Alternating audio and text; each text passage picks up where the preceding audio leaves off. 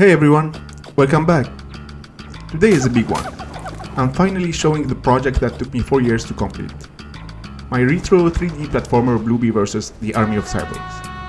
I built the entire thing in Godot, Blender and LMMS, and in this devlog I will walk you through the story, the gameplay, the systems and the insane amount of work it took me to finish this game. So first, what is this game?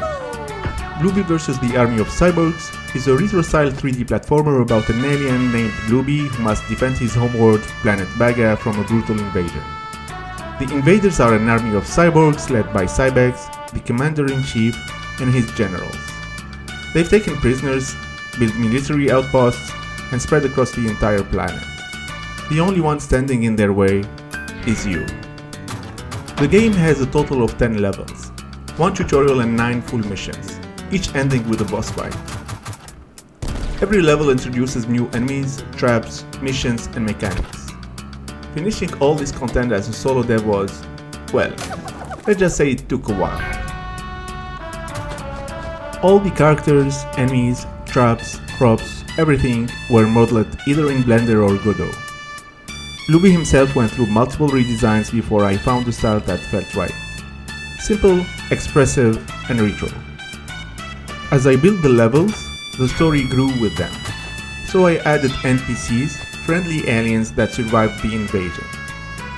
They guide Blueberry, give missions and explain what the cyborg army is doing in that region. It helps the world feel alive and gives the player reasons to explore. Enemies were a huge challenge.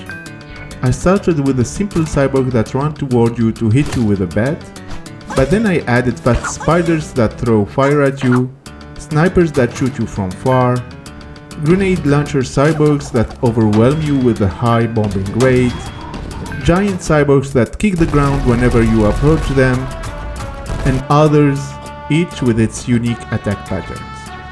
All enemy behavior runs on state machines: idle, patrol, chase, attack, recover. Balancing them took ages, but they became a big part of the game's identity. Platformers need danger, so I filled the levels with traps. Grids, spinning lasers, moving platforms. These make exploration feel risky and they keep players on their toes. Now let's talk about collectibles, because they are a huge part of progression. There are 3 types of diamonds in the game. The blue diamonds are the most common. You will find them sprinkled all over the levels and they give you small rewards. Then there are the red diamonds, which are rarer and usually harder to reach. These give you more value in the weapon shop. And finally, the black diamonds, the rarest type. There's one or a couple hidden in every level and they offer the biggest reward. On top of diamonds, I also created an XP system.